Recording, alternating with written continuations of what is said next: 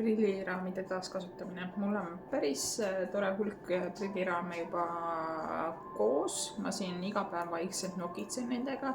Ehk kui ongi aega, siis võtan siin 3-4-5 raami ette. Ma pesen puhtaks. Ma vahetan ninapadjad. Ma painutan nad ilusaks. Ja siin just masinast ennem võtsin välja väga ilusa raami, mis läheb teisele ringile. Ninapadjad vahetatud, väga ilusti üle kontrollitud, et võt, selliste asjadega ma tegelen ja siia saab kindlasti imelised klaasid sisse panna.